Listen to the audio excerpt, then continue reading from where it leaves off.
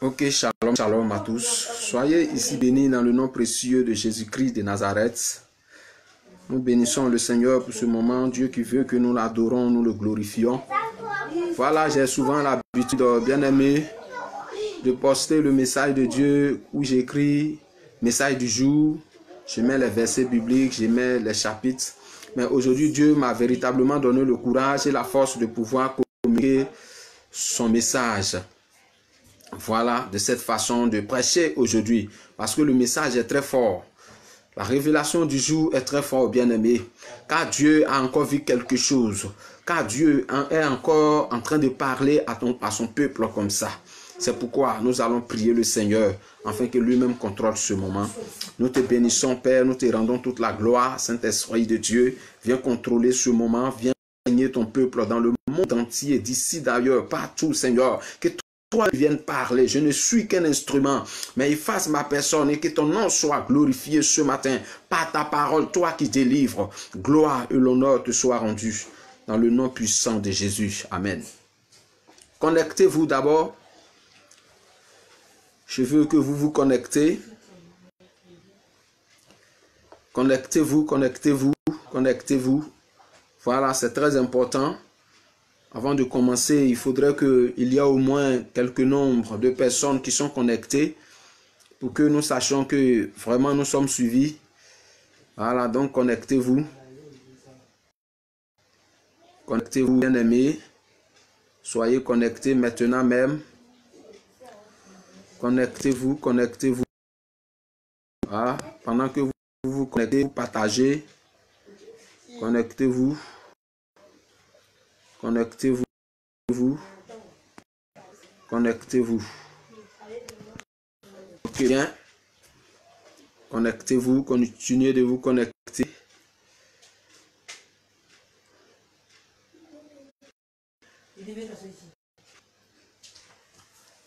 Nous allons parler de la part de Jésus-Christ de Nazareth. Alors bien connectez-vous. Soyez connectés. Soyez bien connectés.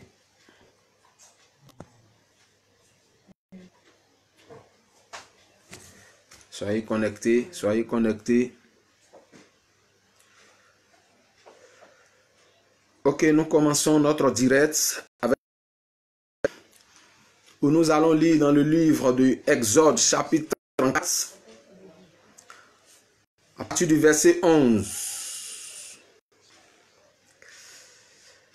Je fais la lecture.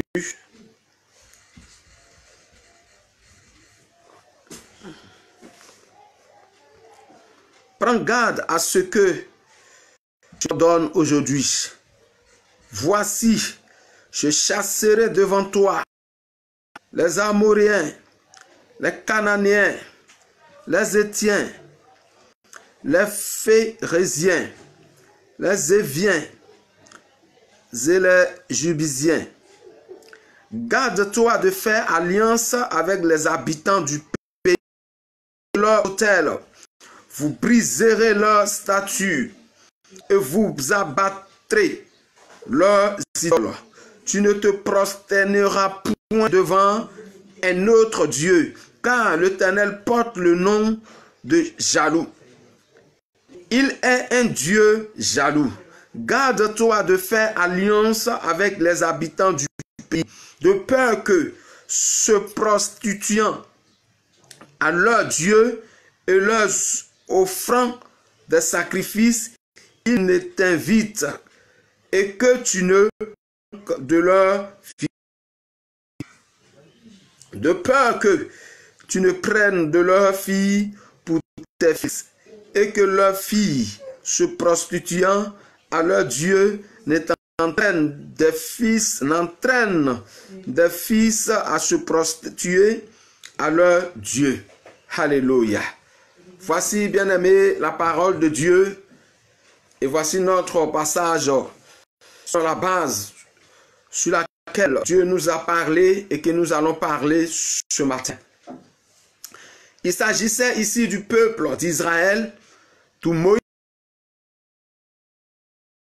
Et la Bible dit que Moïse était allé sur la montagne de Sinaï, ayant pris et les commandements de Dieu, et quand il envoyait au peuple, le peuple avait déjà péché. Et Moïse avait brisé ses lois, sinon la doigt sur laquelle était écrit ces lois, Moïse avait brisé cela. Et il s'est avéré qu'ils devaient reprendre le chemin avec Dieu. Et ils étaient obligés donc de retourner vers Dieu.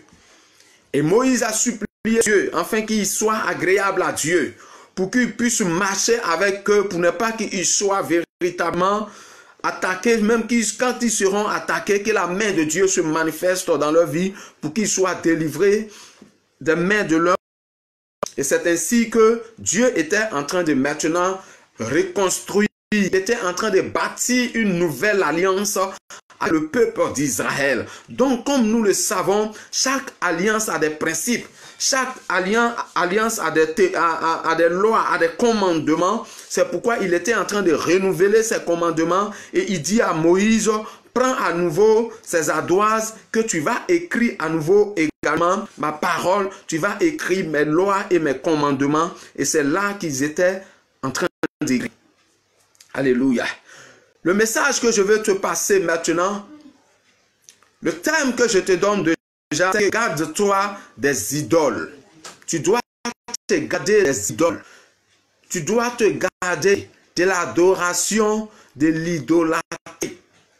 L'idolâtrie. C'est ce que Dieu veut nous parler aujourd'hui parce que nous avons problème avec Dieu dans ce sens. Nous disons que nous avons accepté Dieu. Nous disons que nous avons été choisis par Dieu. Nous disons que nous sommes les fils de Dieu. Nous disons que nous sommes les enfants de Dieu. Mais souvent, nous pratiquons encore l'idolâtrie. Nous sommes encore des idolâtres et nous avons encore des idoles avec nous. Et bien aimés, en cette journée, c'est le message que Dieu m'a révélé. Il veut certainement faire quelque chose dans ta vie, mais il est encore empêché par tes actes que tu poses. Il est encore empêché par les œuvres, par ce que tu pratiques encore. L'idolâtrie. Nous puissions nous garder des idoles. Nous puissions sortir des idoles. Nous puissions refuser l'adoration des idoles.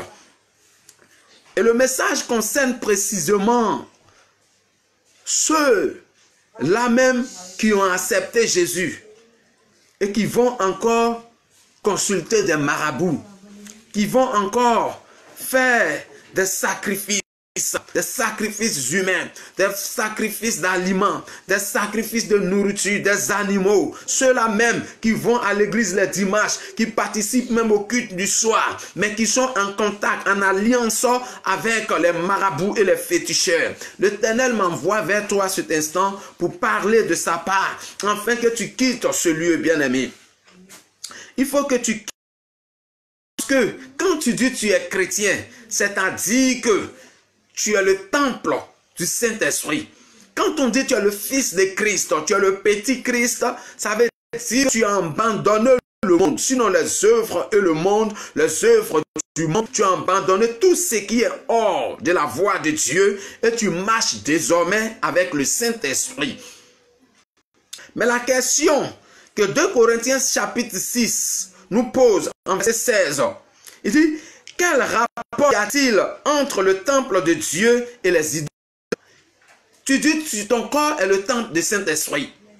Tu dis que tu as accepté Dieu et que tu marches selon la volonté de Dieu. Alors que l'Esprit nous révèle que tu marches encore avec les idoles. L'Esprit nous dit que tu vas encore faire des sacrifices devant le bois. L'Esprit nous dit qu'il y a un temps où tu es en train de faire des sacrifices au milieu des routes, au milieu des voies, à des carrefours où tu es en train de sacrifier des choses. Alléluia. Et le Seigneur demande, y a-t-il quel rapport, quelle relation y a-t-il entre le temple de Dieu et les idoles? Il y a quelle relation entre le Saint-Esprit et le marabout? Il n'y a absolument pas de relation. Ils ne peuvent pas coopérer ensemble. Ils ne peuvent pas marcher ensemble, bien-aimés. Et là est notre problème qui arrête la main de Dieu dans notre vie. La main de Dieu n'est pas courte. Dieu est puissant. Il n'a pas de semblable. Mais notre problème, c'est que nous croyons dire accepter Dieu. Et nous pratiquons encore l'idolâtrie. Mais qu'est-ce qui nous amène à pratiquer l'idolâtrie aujourd'hui?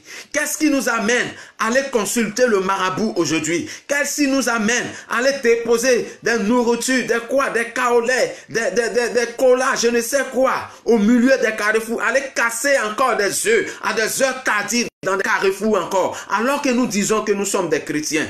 Le problème, c'est que nous courons derrière les biens de ce monde. Le problème, c'est que nous voulons être bénis coûte et coûte. Le problème est que nous cherchons la bénédiction parce que nous voulons ressembler aux autres. Alléluia. Et c'est cela qui nous amène encore à pratiquer des idolâtries, à pratiquer, à marcher avec des marabouts, à consulter je ne sais quoi. Bien-aimé, Dieu m'envoie ce matin pour te parler. Il dit que sa main n'est pas courte. Il s'appelle le Dieu de la bénédiction. C'est lui qui restaure, c'est lui qui bénit. Toute chose lui appartient. Alléluia. Toute chose lui appartient. Mais il veut d'abord ton cœur. Où se trouve ton cœur? Est-ce que ton cœur se trouve véritablement avec Dieu? Ou alors ton cœur se trouve encore avec les marabouts? Est-ce que c'est Dieu qui te contrôle ou c'est le marabout qui te contrôle, bien-aimé? Il est très important que tu t'asseyes chez tes et que tu écoutes ce message et que tu prennes une décision de quitter la voie de l'idolâtrie, la voie où tu vas adorer les idoles. Il faut que tu abandonnes. Qu'est-ce qui nous amène à aller vers les marabouts? C'est parce que nous voulons quelque chose de ce monde. Alors que tout ce qui est dans ce monde, comme la richesse, comme de l'or, de l'argent, tout ce que nous recherchons appartient à Dieu. Et Dieu nous a promis, lorsque nous l'avons accepté, il dit, celui qui m'accepte, voilà les bénédictions qui accompagneront ceux qui auront cru. Voilà des miracles qui accompagneront ceux qui auront cru. Mais pourquoi nous sommes encore privés de ces miracles? Pourquoi nous sommes encore, oui, privés de ces miracles? Tout simplement parce que dans notre bouche, nous adorons Dieu. Aux yeux du monde, nous confessons le nom de Christ, mais notre cœur n'a pas encore confessé Jésus. Alléluia. Qu'est-ce qui peut t'amener vers le marabout? Tu vas peut-être citer le travail. Alors que Dieu lui-même a travaillé. Il est Dieu du travail. Et lui-même, il dit, dans 2 Thessaloniciens chapitre 3, verset 10, que si quelqu'un ne veut pas travailler, qu'il ne mange point non plus. Alléluia. Donc en cela déjà, Dieu est d'accord avec ce que tu travailles. Dieu dit dans sa parole qu'il n'aime pas le paresseux. Mais notre problème aujourd'hui, nous ne cherchons pas du travail, mais nous cherchons la bénédiction. Nous ne cherchons pas par quoi Dieu va nous bénir, mais nous cherchons les fruits de la bénédiction.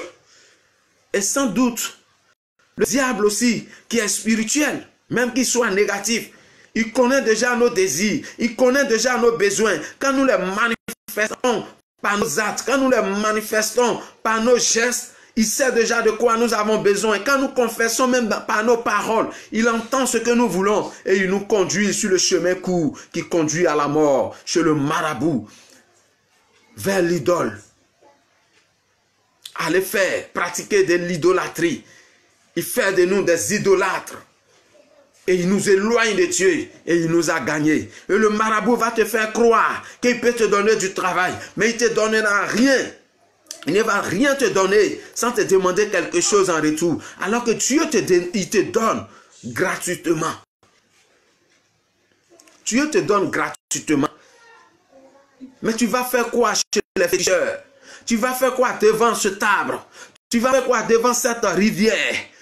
Allons chercher quoi? La bénédiction? Dieu donne plus mieux que ça, bien-aimé. L'Éternel m'a chargé cette journée de t'annoncer sa nouvelle. La bonne nouvelle de te dire, bien-aimé, qu'il est le roi des rois, le Dieu tout-puissant, l'alpha et l'oméga, à qui rien n'est impossible.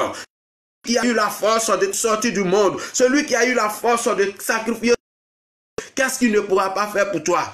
Il ne t'appelle pas pour que tu meurs de soif. Il ne t'appelle pas pour que tu sois la rusée du quartier. Il ne t'appelle pas pour que tu sois une personne de honte. Quand il t'appelle, il te lave, il te purifie, il te sanctifie. Alléluia. Qu'est-ce qui t'amène véritablement vers ces choses? Si c'est le travail, c'est Dieu qui donne le travail, bien-aimé. Il est le Dieu qui bénit. Viens vers Jésus. Il te donnera ce que ton cœur désire. Nous cherchons souvent des enfants. Et le problème d'enfant nous amène vers le marabout tellement que pour Dieu tarde. Mais pourquoi pour Dieu tarde? Quelle est ta véritable position? La question que je suis posée quand j'ai eu cette révélation, je me suis dit, est-ce que ces personnes sont véritablement converties? Est-ce que ces personnes ont véritablement accepté Christ? Est-ce que ces personnes ont pris véritablement l'engagement avec Dieu? C'est là aussi le problème. C'est là le problème. Est-ce que accepté Christ? Quand j'ai eu cette relation où il y a des gens qui couraient encore ma boue, il y a des gens qui étaient en train de faire encore des sacrifices au milieu des routes, il y a des gens qui étaient en train de véritablement adorer des idoles. Je me suis demandé, alors que ces personnes, Dieu me dit, mais ils ont leur cœur encore devant le marabout. Ils ont accepté Jésus, mais ils ont encore des sacrifices qu'ils opèrent au milieu des routes. Ma question est que ces personnes sont véritablement converties, bien-aimés. Parce que celui qui a accepté Christ, il reçoit la bénédiction de Christ. Celui qui a accepté Christ, Christ marche avec lui. Celui qui a accepté Christ, il bénéficie des promesses de Christ. Alléluia. Pour de l'enfant, oui. Parce que tu n'enfantes pas. Tu t'en vas au marabout. Alors que Dieu a dit, multipliez-vous. Dieu, c'est lui qui donne l'enfant. C'est Dieu qui donne l'enfant. Pour un enfant que tu ne gagnes pas, tu vas consulter le marabout. Alors que le dimanche, tu vas à l'église, tu vas aller voir un homme de Dieu pour qu'il prie pour toi. Et puis tu t'en vas encore vers le marabout pour qu'il te donne l'enfant. Bien-aimé, nous adorons un Dieu qui est jaloux. Et il ne pourra pas t'exaucer et Dieu va se retirer de toi. Alors que le dimanche, tu es à l'église. Bien-aimé, Sarah était stérile. Elle a eu de l'enfant par la main de Dieu. Qu'est-ce qui est impossible à Dieu? Dans Genèse chapitre 21, il faut aller lire là-bas. Sarah était devenue vieille. Elle n'avait pas d'enfant. Également, Abraham faisait des enfants, mais sauf avec Sarah. Mais Dieu a promis Sarah. Dieu a donné de l'enfant à Sarah. Je veux dire à quelqu'un ce matin, nous avons un Dieu qui est fort, qui est puissant. Quitte la voie des marabouts. Arrête de pratiquer l'idolâtrie. Arrête d'aller adorer les os pour un enfant. Arrête d'aller consulter les marabouts pour un enfant. Arrête de faire des sacrifices humains pour un enfant. Non! Dieu est souverain, il est vivant, il est puissant. C'est lui qui a demandé que l'homme va avoir des enfants. Si tu ne l'as pas, il a certainement un problème. Confie-toi à un homme de Dieu. Les choses sont spirituelles. Au lieu d'aller pratiquer l'idolâtrie, au lieu d'aller encore faire des sacrifices, au lieu d'aller pouler, au lieu d'aller déposer des canaris sous ton lit parce que tu veux un enfant, il y a des conséquences négatives qui sont liées à ces choses que ces marabouts-là vous donnent. Vous ne le savez pas parce que vous ne pratiquez pas la vie spirituelle. Nous le savons, les marabouts le savent. Mais vous, par l'ignorance, par l'impatience, vous cherchez ces choses. Et c'est le diable qui contrôle votre vie.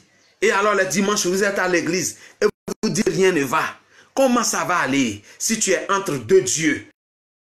Comment ça va aller si ton cœur est contrôlé par Dieu? Et la Bible dit que lorsque tu es accroché à ces choses, le Saint-Esprit s'éteint en toi. Alléluia. Si tu veux, tu travailles, c'est Dieu qui donne. Si tu as besoin de l'enfant, c'est Dieu qui donne. Et il y a un problème aujourd'hui qui est en train de conduire le peuple de Dieu à la perdition. C'est le problème de mariage. Le problème de mariage. Tout le monde veut se marier. Oh, ce n'est pas mauvais de chercher à se marier. Ce n'est pas mauvais d'aimer le mariage. Parce que c'est Dieu lui-même qui a ordonné cela. C'est un ordre, ce Dieu. C'est un ordre. Dieu ordonne le mariage. Et ce n'est pas bon que l'homme soit seul. Dans Genèse 2, verset 18. Il dit ce n'est pas bon que l'homme soit seul. C'est pourquoi il a fait l'homme. Il a fait femme comme une aide de l'homme. Alléluia. Donc Dieu demande à ce que l'homme soit marié. Il dit dans Genèse 2, verset 24, que l'homme doit quitter ses parents pour se marier, s'attacher à sa femme, qui est sa coach, afin que les deux soient une seule chair. Mais le problème aujourd'hui, c'est que nous ne savons pas quand se marier. Nous ne savons pas comment se marier. Nous ne savons pas à quel moment se marier. Nous ne savons pas avec qui se marier. Et nous courons derrière le mariage en telle enseigne que notre précipitation, en telle enseigne que notre véritablement, la chair nous pousse à aller derrière les marabouts, à aller chercher le mariage. Femmes et garçons, si tous les femmes, et vous tombez sur des maris qui n'étaient pas la vôtre, le vôtre du moins. Vous tombez sur des maris que Dieu n'avait pas réservé pour vous. Vous savez, Dieu a réservé forcément un mari pour vous. Peut-être que c'est l'homme qui décide de ne pas te marier. Ce n'est pas un péché si tu décides de ne pas te marier. Mais abstiens-toi aussi également de ne pas aller avec toutes les femmes. Tu dois t'abstenir de cela. Sinon, c'est un ordre que l'homme doit se marier. Dieu l'a dit. Mais si tu vas vers le marabout va t'envoyer à la perdition. Il a des agents maris, il a des agents garçons qui sont dans le monde entier. Il sait qui est son agent. Et comme tu cours derrière Marie, il va te confier à un homme satanique. Pour détruire ta vie. Viens à Jésus. Et si tu es à Jésus, donne ton cœur à Jésus. Tu verras la main de Dieu dans ta vie. Pourquoi tu cours derrière Marie, derrière marabout, en train de mettre des médicaments dans la nourriture des gens, en train d'attacher enfants des gens, parce que tu veux Marie coûte et coûte. Et quand vous gagnez ce foyer, vous n'êtes plus en paix. Quand vous gagnez ce foyer, c'est des querelles, c'est des regrets. Parce que la main de Dieu n'est pas dedans. Alléluia. Tu as demandé Marie à Dieu, au diable du moins, il t'a donné Marie. Il va t'entendre à ce que tu partes lui demander bénédiction. Quand tu ne viendras pas, il va perturber ton foyer. À ce que tu partes lui demander bénédiction. Quand tu vas arriver là-bas, il va t'attendre à ce que tu lui demandes enfant. Et toutes ces choses que tu es en train de demander au marabout, c'est une alliance que tu es en train de tisser avec le diable comme ça, sans le savoir. Et à des années plus tard, vous verrez des conséquences de toutes ces choses dans votre vie. Il y a d'autres qui ont perdu la vie dans ces choses. Il y a leur sexe parce que les femmes l'ont trompé, les a trompés. Il y a d'autres même qui se donnent la mort parce qu'ils ont été trompés par une femme ou par un homme. Les ruses du diable. Sortez de ces lieux. L'idolâtrie. Arrêtez d'adorer les idoles. Arrêtez d'adorer les idoles. Cherchez la voix de Dieu. C'est Dieu qui bénit, c'est lui qui restaure. C'est Dieu qui guérit, bien-aimé. La santé, c'est Dieu qui la donne. La Bible dit dans Luc 9, verset 11, que c'est Dieu qui guérit. Il guérissait les malades. Alléluia. C'est Dieu qui guérit. Quand tu as accepté Jésus, il y a des miracles qui vont t'accompagner. La paix du cœur, la joie, la vie. Mais pourquoi? Pourquoi ces choses aujourd'hui? Oui, je te le dis, bien-aimé, ce qui vous conduit vers ces choses, c'est la bénédiction. Et si tu cours derrière la bénédiction, tu n'as pas encore compris le fait d'accepter Jésus, tu n'as pas encore compris.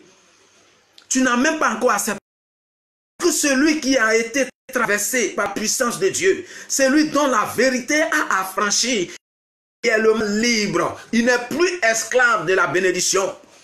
Il n'est plus esclave. Donc il ne pratique plus l'idolâtrie. Et vous n'avez pas encore compris ces choses. Il y a même des hommes de Dieu qui sont dans ces choses, en train de consulter des idoles, en train de consulter des marabouts, en train de faire des sacrifices humains pour qu'ils reçoivent des pouvoirs. Mais est-ce que tu as vraiment accepté Jésus? Si tu as accepté Jésus, Jésus t'a déjà donné le pouvoir. Mais par ton ignorance, le diable a aveuglé tes yeux et il fait courir derrière le marabout pour que tu encore établisses une alliance avec le marabout. Sinon, lui, le diable, toujours. Tu ne le sais pas. Sors de ce lieu. Dieu t'a vu, il te voit, il est omniprésent. Il est présent partout à la fois. Il connaît ta pensée. Sors ces lieux. Quitte ces lieux. Quitte ces lieux. Quel rapport y a-t-il entre le temple de Dieu et les idoles? Si tu es vraiment le temple de Dieu, rien ne manquera. Seulement que connaît le temple. seulement qu'il attend le temps, seulement qu'il sache marcher avec Dieu, seulement qu'il accomplit les lois et les commandements de Dieu. Voici le problème qui nous empêche de rentrer dans la bénédiction de Dieu. Parce que nous blasphémons, parce que nous détruisons les lois de Dieu, nous détruisons les commandements de Dieu. Et le Satan a des enseignants sur terre. Le Satan a envoyé des enseignants sur terre pour pouvoir donner des enseignements erronés, pour pouvoir donner, oui, des doctrines véritablement sataniques et diaboliques, pour nous dire que nous ne sommes plus sous la loi, pour nous dire que les commandements n'existent plus. C'est vrai. Mais de quelle loi s'agit-il? C'est sous quelle loi nous ne sommes plus? C'est sous quelle loi nous ne sommes plus? C'est ça le problème. Aujourd'hui, l'ignorance nous conduit à la mort. Bien-aimés, les commandements de Dieu existent encore. Ces hommes de Dieu qui ne veulent pas payer le prix, ils ne veulent pas se sanctifier, ils ne veulent pas prendre un moment de jeûne de prière, ils ne veulent pas sortir du monde. Ils sont tellement pressés, ils veulent ils veulent apparaître, ils veulent se faire connaître. Ils sont obligés d'aller consulter les marabouts, d'aller chercher des pouvoirs chez les marabouts. Et comme s'ils savent qu'ils sont déjà à la perdition, ils savent que leur vie, à la fin de leur vie, ça sera en enfer. Ils courent maintenant pour pouvoir vous entraîner également à aller en enfer avec vous. Ne vous laissez pas tromper. Ne vous laissez pas tromper par le diable. Dieu me l'a révélé cette nuit clairement. Des chrétiens qui sont zélés, mais qui pratiquent encore l'idolâtrie.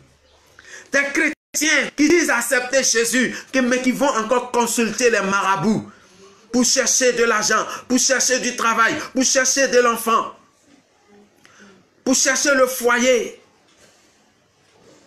Or, toutes ces choses, Dieu la donne sans problème. Dieu donne ces choses à ses enfants sans problème.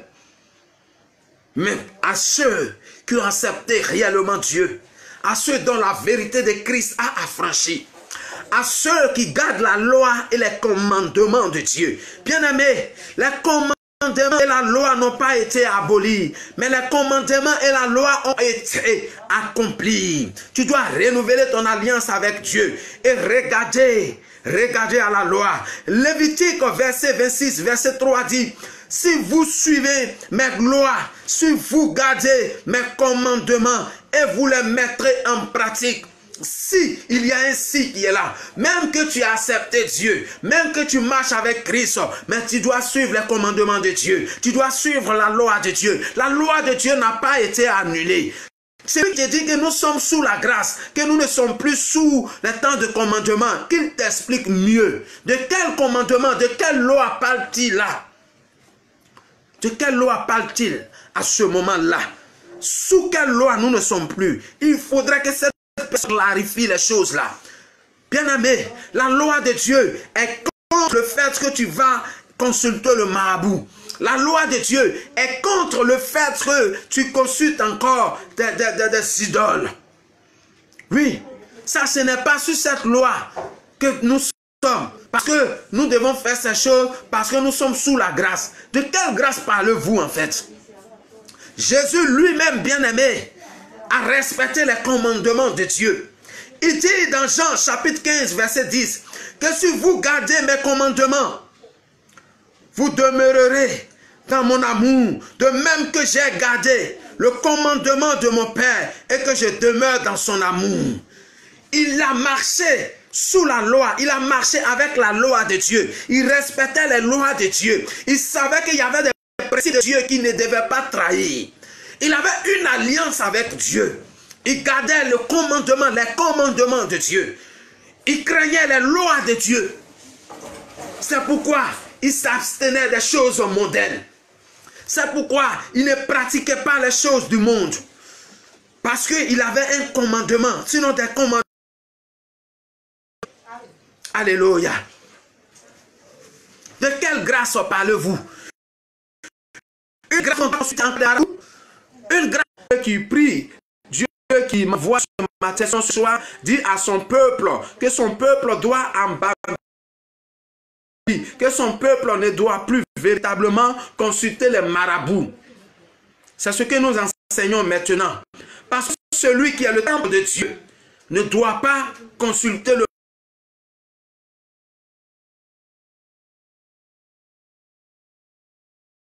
Aujourd'hui, nous sommes chrétiens. Nous partons à l'église.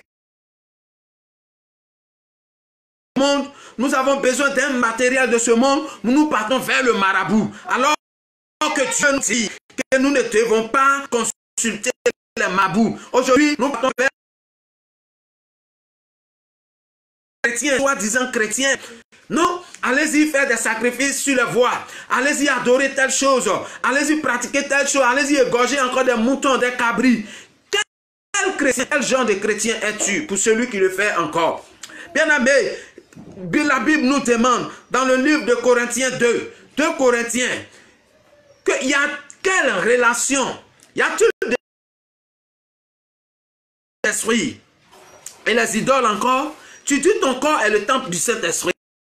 Tu dis à Jésus. Alors que pour le travail, ou pour l'enfant, ou pour quoi que je ne sais, pour un bien de ce monde, tu vas encore consulter le marabout. Et les gens là nous disent que nous devons pratiquer l'impudicité. On doit avoir 3 femmes, 4 femmes, parce que nous sommes sous la grâce. Non.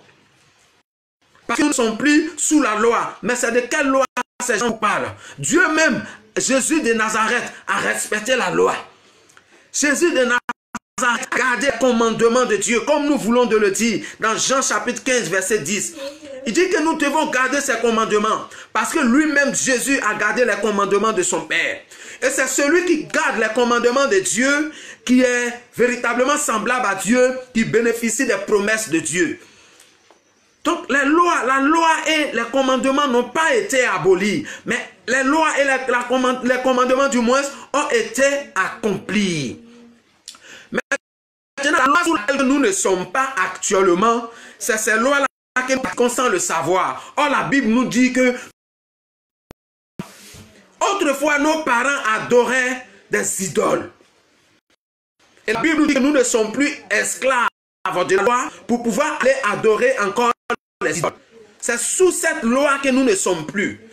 La Bible dit que par la grâce de Dieu, la grâce que Dieu parle ici, que nous sommes sous la grâce, c'est que nous étions dans le monde et nous étions liés au péché. Nous étions des esclaves du diable. Il nous manipulait, il nous détruisait, il détruisait nos biens. C'est lui qui contrôlait notre vie. Nous étions à la perdition. Nous étions programmés pour l'enfer.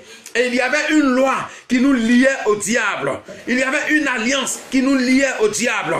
Et il fallait qu'un sang soit versé. L'appel avait été lancé pour que quelqu'un se crucifie, pour qu'un sang soit versé de bon. Parce que si on demandait au monde de payer le prix de la liberté de l'humanité, il n'y avait personne qui pouvait payer. Donc c'est là qu'on parle de la grâce. Parce que nous avons été sortis du monde par le sang, le sacrifice de Jésus. C'est là la grâce. Ça a été une grâce parce que personne n'a rien payé pour ça et il a été sauvé sans un prix. Donc c'est une grâce. Donc c'est sous cette grâce que nous vivons. C'est sous cette grâce que nous vivons. Mais cette grâce ne veut pas dire que nous devons marcher comme nous voulons. Cette grâce ne veut pas dire que nous devons vivre comme nous voulons. Nous ne sommes plus sous la loi du diable, la loi qui nous liait aux idoles des parents, les liens de famille, où nous ne pouvons pas enfanter, nous ne pouvons pas travailler, nous ne pouvons pas avancer. Nous vivons dans l'ignorance. Nous ne sommes plus sous cette loi parce que le sang de Jésus nous a sortis des prisons de Satan. Le sang de Jésus nous a délivrés. Le sang de Jésus nous a libérés. Donc nous ne sommes plus sur cette loi. Nous ne sommes plus en contact avec l'alliance du diable. Nous ne sommes plus contrôlés par des marabouts. Nous ne sommes plus contrôlés par des féticheurs. Nous ne sommes plus contrôlés par la force des eaux, des arbres, des cailloux. Parce que c'est ce que nos parents faisaient autrefois. Et spirituellement, ces esprits nous suivaient. Et nous étions liés. Nous étions en esclavage sous la puissance de ces esprits. Et le sang de Jésus, le sacrifice de Jésus est venu nous sortir de ces choses. Donc, c'est pourtant que la Bible dit que nous ne sommes plus sous la loi. Mais en même temps que nous sortons sous cette loi, nous sortons de cette loi, que nous sommes déliés, nous ne sommes plus esclaves, nous tissons une nouvelle alliance. Vous savez bien avec moi qu'il n'y a pas d'alliance sans loi. Il n'y a pas d'alliance sans loi. Il n'y a pas d'alliance sans principe. Il n'y a pas d'alliance sans commandement. Et nous rentrons à nouveau dans une alliance de Jésus où il y a des commandements que nous devons mener une vie de sanctification, que nous devons marcher, garder la loi de Dieu et nous devons nous garder de pratiquer l'idolâtrie. C'est ça la loi que nous n'avons pas compris.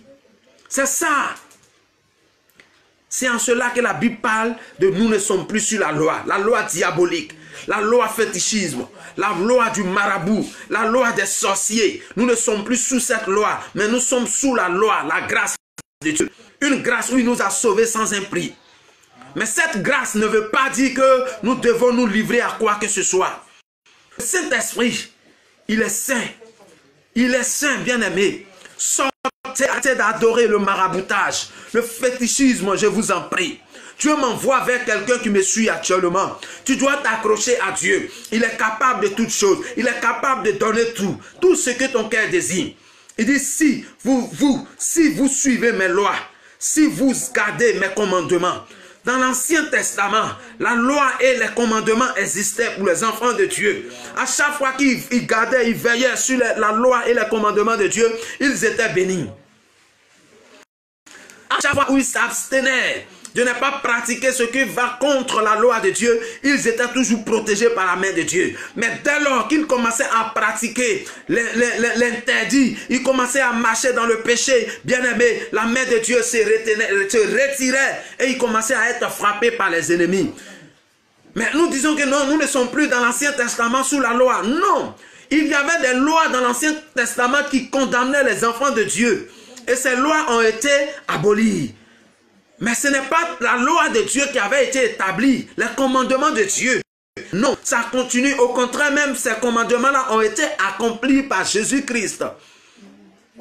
Et nous sommes venus dans le Nouveau Testament, sinon dans la Nouvelle Alliance, mais nous pratiquons encore les anciennes choses. Nous partons voir encore des marabouts. Nous avons encore des cailloux dans nos maisons. Nous avons encore des idoles dans nos maisons. Nous avons encore des fétiches sur nos reins. Et nous partons nous asseoir dans la maison de Dieu. Vous vous moquez de qui? Aujourd'hui, la richesse de ce monde nous amène le peuple de Dieu, conduit le peuple de Dieu à la perdition. Tellement on veut réussir, on veut réussir, tellement on veut s'enrichir. Et la richesse de ce monde nous conduit à la perdition. Bien-aimé, le Dieu qui t'a appelé, il t'a élu, il t'a racheté, il t'a lavé, il t'a prédestiné, il t'a sauvé, il t'a béni. Tu es déjà béni spirituellement. Seulement que sois spirituel et sois avec Dieu. Regarde au temps. Ne cours pas derrière le matériel pour aller désobéir à Dieu. Vous qui commettez l'iniquité et vous êtes chrétien, vous avez accepté Dieu. Il y a quelle relation? Oui, quel rapport y a-t-il entre le temple de Dieu, le temple de Dieu et les idoles? Tu as accepté Dieu, ton corps est le temple du Saint-Esprit. Et puis tu es encore derrière les idoles. Tu es encore un idolâtre. Tu encore pratiques l'idolâtrie. Tu as encore des cris-gris sous les reins. Et ton entreprise est contrôlée par un marabout pour que tu gagnes des clients. Qu'est-ce que Dieu ne te peut pas faire que tu te confies à un marabout? Dieu m'envoie vers toi que tu dois abandonner ces pratiques idolâtries. Dieu m'envoie vers toi que tu abandonnes ces idoles-là.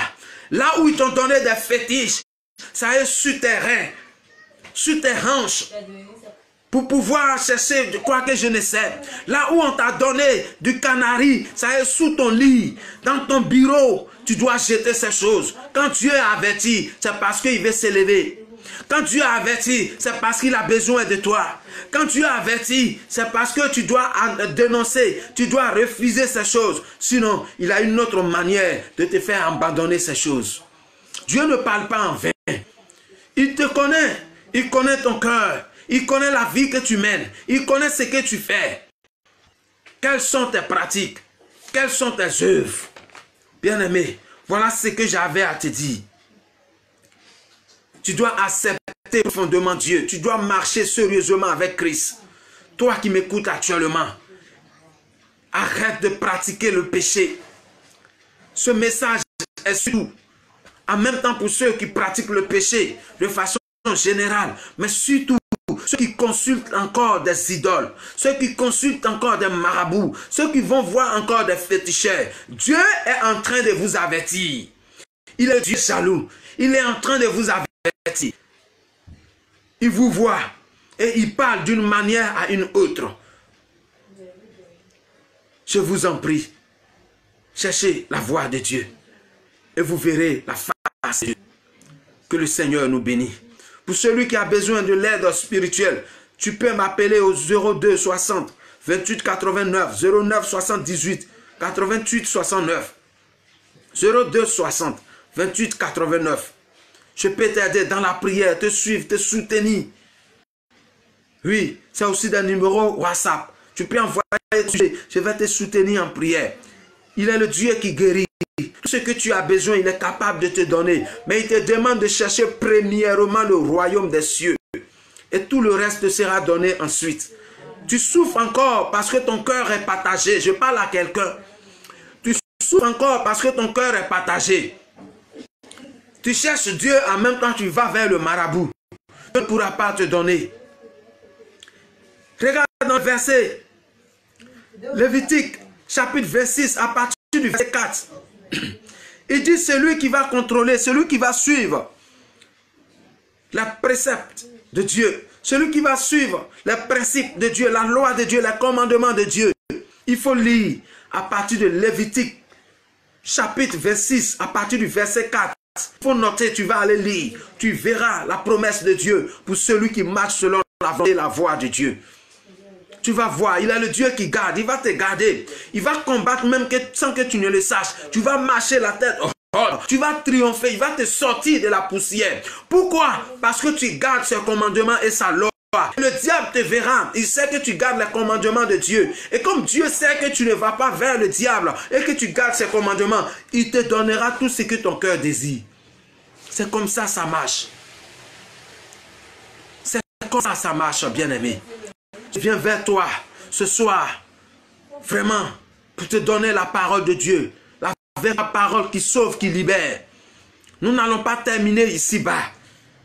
Il est le Dieu qui t'a sorti du monde. Qu'est-ce qu'il ne peut pas te donner? Il a versé le sang innocent de son Fils unique et il l'aimait tant pour toi.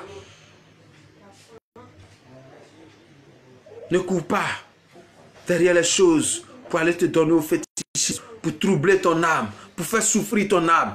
Tu crois que tu es libre, mais si tu es encore dans le fétichisme, ton âme est sous l'esclavage du diable. C'est entre toi et Dieu. Personne ne te voit, mais Dieu te voit, tu te vois.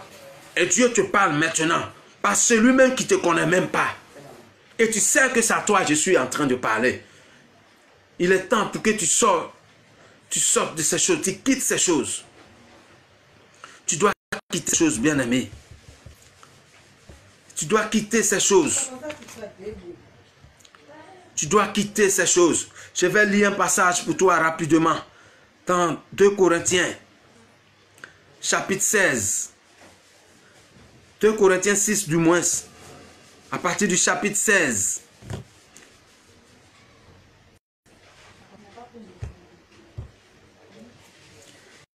Quel rapport y a-t-il entre le temple de Dieu et les idoles? Car nous sommes le temple du Dieu vivant. Comme Dieu l'a dit. J'habiterai et je marcherai au milieu d'eux. Je serai leur Dieu et ils seront mon peuple. C'est pourquoi sortez du milieu d'eux et séparez-vous, dit le Seigneur. Ne touchez pas à ce qui est impur et je vous accueillerai. Pour que le Seigneur t'accueille, il faut que tu ne touches pas à ce qui est impur. Oui, bien, mais pour que tu sois l'enfant de Dieu, pour que tu sois l'enfant de Dieu, pour que tu sois celui-là même que Dieu aime, il faut que tu abandonnes tout ce qui est idole. Tu abandonnes le fétichisme, tu abandonnes le maraboutage, tu abandonnes les idoles. Que tu ne sois pas idolâtre, que tu ne pratiques pas l'idolâtrie. Que Dieu t'accueille, pour que Dieu se glorifie dans ta vie, pour que Dieu t'accepte, bien-aimé. Il faut que tu abandonnes les œuvres des ténèbres. Je parle à quelqu'un ce soir. Toi qui es chrétien et que tu pratiques encore les œuvres du marabout. Toi, à cause du bien de ce monde, tu vas encore derrière les marabouts. Toi, à cause du bien de ce monde, tu es prêt à donner ton fils. Toi, encore à cause du bien de ce monde, tu es en train de faire des sacrifices dans les quoi que je ne sais, sur les rues, dans les quoi tu pratiques quoi que je sais. Tu dois abandonner ces choses. Alléluia. Accroche-toi à Dieu. Accroche-toi à Dieu. Accroche-toi sérieusement à Dieu. Et tu verras la main de Dieu. Que la paix de Dieu soit avec nous. Que nous avons prié.